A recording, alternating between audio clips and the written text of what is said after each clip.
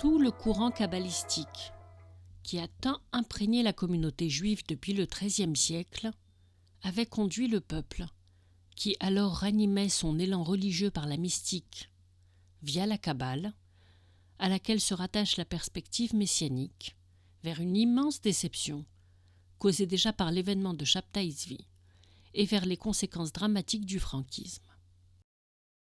Soudainement, la chassidoute, qui est aussi un courant kabbalistique messianique, fit son apparition, et ça, quasiment au même endroit et à la même époque. Supposition. Si la chassidoute, mouvement mystique ultérieur au franquisme, à quelques 2 ans d'intervalle, est une conséquence de cet épisode, elle semble être aussi une intervention rabbinique, notamment du Baal Shem Tov, dont nous allons parler, pour arrêter l'hérésie franquiste. Il n'était en effet pas simple de l'arrêter sans avoir recours à des méthodes radicales, voire violentes, et pas toujours efficaces. Comment procéder alors autrement que par la répression? La réponse: proposer un courant de pensée d'orientation mystique en parfaite adéquation avec la loi, contre un autre courant mystique qui se glorifie de la transgression. Oui, mais comment convaincre? En insistant sur la joie et l'encouragement pour motiver au repentir. Précisons cependant que s'il s'agit d'être en parfaite adéquation avec la loi, il s'agit aussi de mettre la barre très haute, si je puis dire, dans son application, suivant les différentes branches chassidiques. Nous allons en parler. L'apparition soudaine de la chassidoute n'est donc certainement pas due au hasard et est probablement liée au franquisme, à considérer comme sa part parallèle et opposée dans ses fins et objectifs. La chassidoute est fondée sur le Zohar, maintient une croyance inconditionnelle à la venue du Messie, mais propose un retour à la loi. Il est surtout difficile d'imaginer que celui qu'on appelle le Hadmor, le maître spirituel de la chassidoute, ait pu ignorer le mouvement franquiste. Comme il a été dit à l'instant, la chassidoute a été fondée par le Baal Shem Tov, du vrai nom de Rabbi Israël ben Eliezer, né en 1698 à Okopi, en Ukraine, près de la Pologne, et mort en 1760, donc tout juste après la dispute de 1759, organisée par l'archevêque Pikulski, mentionné dans l'épisode précédent. La chassidoute commença à avoir du succès tout juste après cette dispute. Dans l'étymologie hébraïque, le mot chassidoute dérive du mot chassid, chesed, qui signifie bonté ou altruisme. Le chassid est censé faire plus que ce qui lui est demandé, devancer même la demande. Il existe cette expression en hébreu de gmilut chasadim, qui signifie devancer la demande dans le sens de rechercher activement ce que Dieu veut pour toujours mieux faire. Le mot chassid comporte un autre sens, celui d'être un adepte. Les adeptes voient le chef spirituel comme l'allié de Dieu. Ils l'appellent l'Admor, qui en hébreu est un acronyme des 3 mots suivants: Adonenu, Morenu, Rabbeinu. Notre maître, notre enseignant, notre rabbin. La chassidoute a cette particularité d'enjoindre à pratiquer dans l'empressement et avec joie les lois de la Torah, pour s'unir à Dieu parfois par l'isolement et la méditation. La perspective, troublante, il faut le dire dans le cadre du judaïsme, est fusionnelle et mystique. On parle aussi d'abnégation, ou de s'annihiler devant Dieu pour n'être qu'un avec lui. Être en fusion avec Dieu, la dvekout, est un des objectifs de la chassidoute. On pourrait penser que cette désignation a été choisie dans le but de rappeler l'importance du rabbi, de qui les chassidim sont adeptes. Elle est aussi dans le but de rappeler les premiers chassidim, au IIe siècle avant l'ère chrétienne, qui sont, comme nous l'avons vu, à l'origine des pharisiens et qui eurent avant tout comme projet de garder le judaïsme. Le repentir, la chazara bitchouva, qui veut dire le retour à la réponse, est prégnante dans la chassidoute, et ce, peut-être en raison des déviances que l'histoire occasionna. L'histoire raconte que les parents du Baal Shem Tov l'avaient eu à un âge avancé et décédèrent prématurément. Orphelin, il avait été recueilli par des membres de la communauté juive qui le dirigèrent dans la voie de l'étude de la Torah et du Talmud. Toutefois, il ne trouvait pas sa place au Cheder, école pour enfants, parmi les enfants de son âge. L'on dit de lui qu'il s'opposa à l'esprit de rigueur dans l'étude et était considéré au début comme un homme simple, aimant en particulier la nature, qui l'inspirait à la méditation. Une fois marié, ses maîtres l'encouragèrent à partir vivre à la campagne, au milieu de la nature. Au début, il n'était pas vraiment considéré, car il ne cherchait pas à devenir un érudit talmudiste. Tout au long de sa vie, le Baal Shem Tov mit l'accent sur l'encouragement de la foi, et non sur la raison ou l'esprit rationaliste ou encore sur l'analyse. Lors de son intérêt pour la Kabbale, il s'adonna alors à des jeûnes et à la méditation, mais par la suite il regretta ces pratiques qu'il jugea sévères et inhibantes. Son objectif était justement la joie, par le biais d'une étude motivante, attractive et encourageante. Les 3 branches les plus connues du mouvement du chassidisme sont les Chabad ou les Lubavitch, dont la désignation est tirée de la ville même de Russie où elle apparut, la Chassidoute Gour et la Chassidoute Breslev, qui sont également des noms de villes. Eux ne modifièrent absolument rien de la Torah. Au contraire, on les considère comme des orthodoxes, mais un leitmotiv de leur part, être toujours dans la joie. Beaucoup de chants, parfois populaires, sont fredonnés sur le thème de la joie, pour donner une nouvelle espérance au judaïsme. Le côté affectif étant volontairement développé, le chant est parfois appelé nigun, lorsqu'il s'agit de mélodies sans paroles, chaleureuses, chantées en groupe, toujours pour marquer la hitlahavut, qui signifie l'enthousiasme et l'encouragement. À propos, Rabbi Nachman de Breslev enseignait aussi à ses élèves qu'il valait mieux faire parfois quelques petites fautes pour rester dans la joie et donc dans la motivation. Parlons maintenant brièvement de la Chassidoute Chabad. Le livre fondateur du mouvement Lubavitch est le Tanya, écrit par Rabbi Shneur Zalman de Liadi, 1745-1812. Son livre qu'il a écrit pendant 20 ans a été publié une première fois en 1797. Quel est son lien avec le Baal Shem Tov ? Il était le disciple du Maguide de Mézérich, une figure importante du judaïsme, qui était lui-même disciple du Baal Shem Tov. Un des grands projets de la Chassidoute Chabad a été de constituer une Kabbale au niveau de tous, ou en d'autres termes, une vulgarisation de la Kabbale. Le deuxième nom du livre du Tanya, livre sur lequel se fonde le mouvement Chabad ou Lubavitch, est Sefer Shel HaBenonim, le livre des gens moyens. Benoni, moyen, va être explicité dans l'ouvrage et va prendre un autre sens. Les gens moyens ne sont pas ceux qui font autant de fautes que de bonnes actions, mais ceux qui ne font pas de fautes malgré leur mauvais penchant.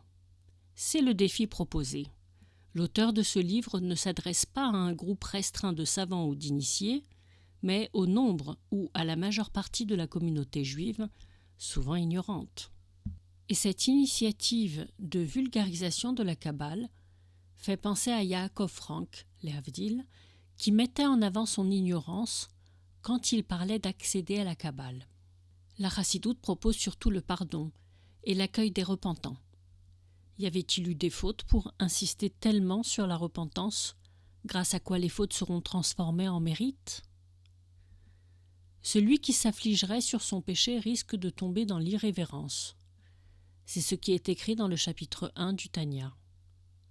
Donc les remords et la culpabilité peuvent conduire au désespoir et à l'irrévérence. Ce passage fait sans doute référence à des fautes graves. Et cet esprit de repentance n'était pas si fréquent dans la littérature juive en général. Les Lubavitch demeurent jusqu'à ce jour ouverts.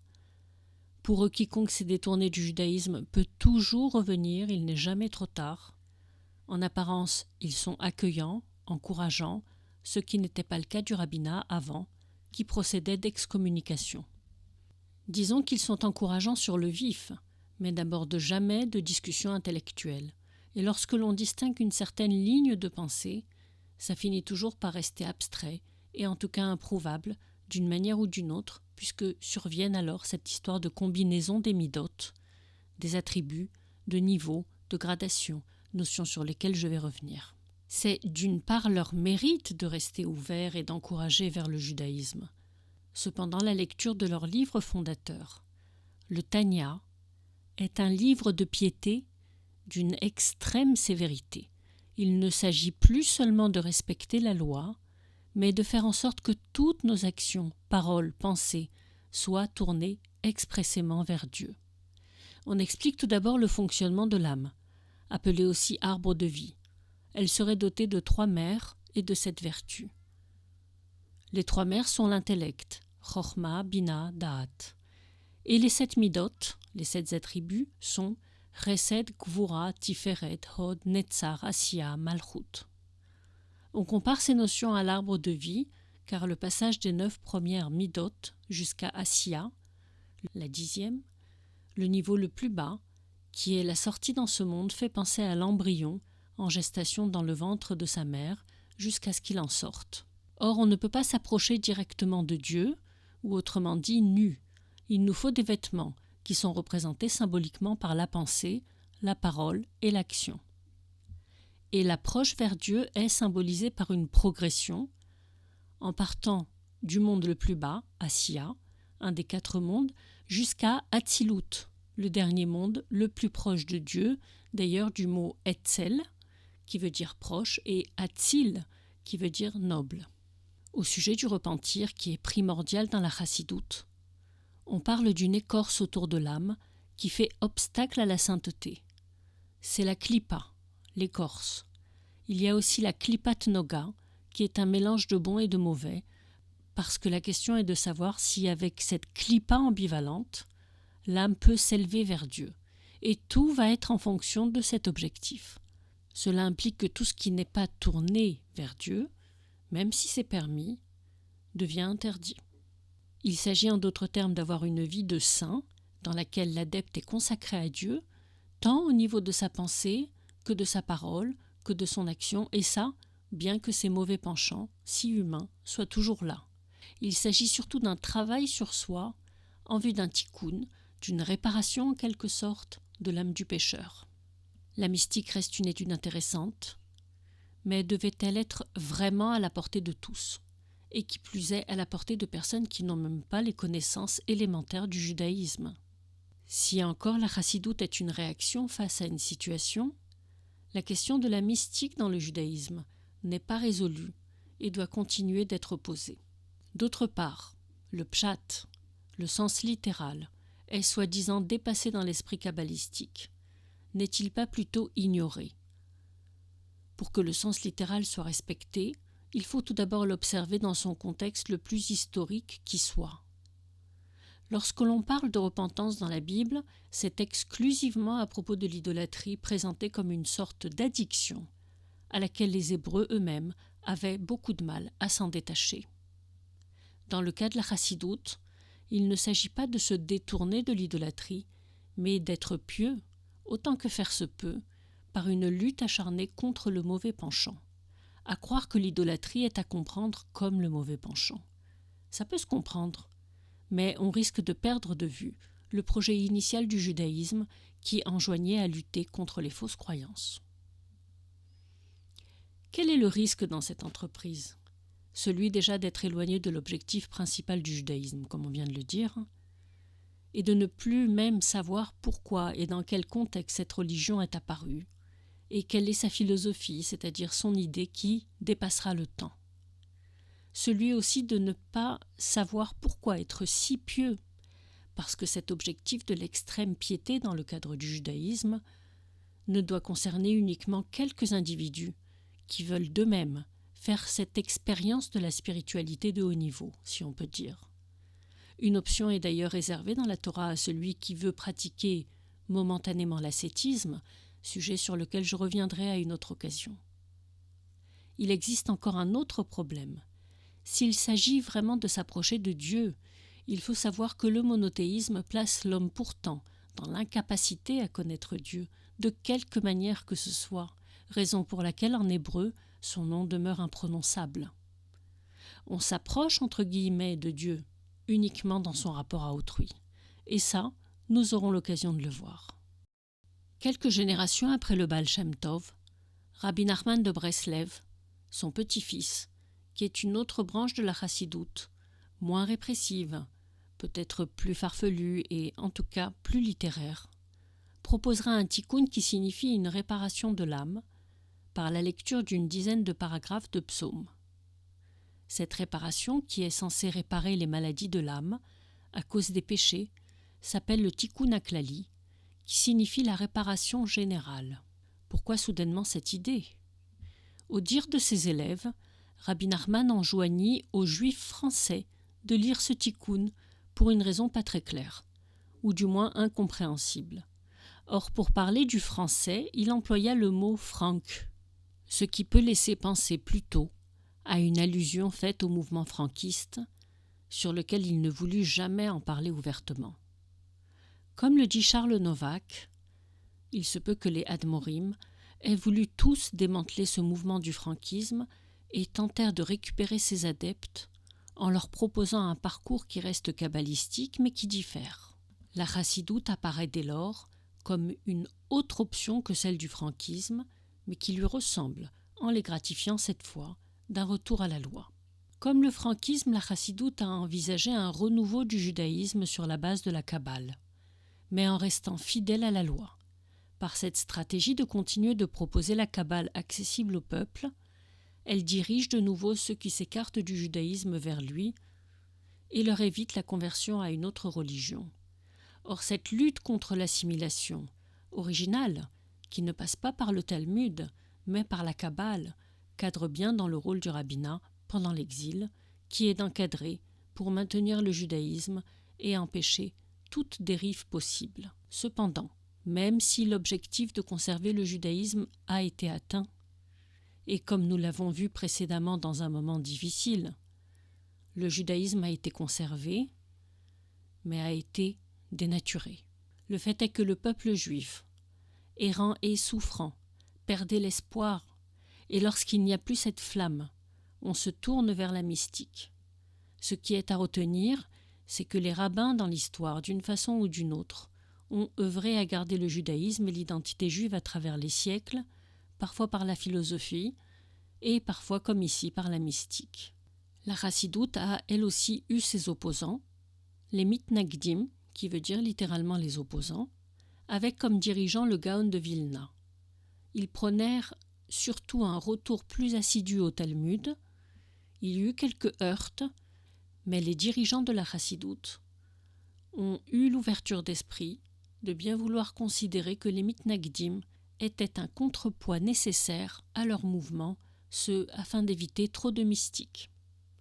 Les chassidim d'ailleurs n'ont rien contre le Talmud, qui à tout moment refait surface, et qui, bien qu'il ait été l'objet de nombreuses polémiques, revient comme pour continuer d'accompagner le peuple juif, avec ses lois, ses agadotes, ses paraboles, parfois populaires, parfois brillantes, qui au moins développa l'esprit de recherche, l'esprit d'étude, comme il l'a fait dans les pires moments de l'exil, pour que le judaïsme ne s'éteigne jamais. Nous allons nous arrêter là, et le prochain épisode sera la conclusion. Merci et à bientôt.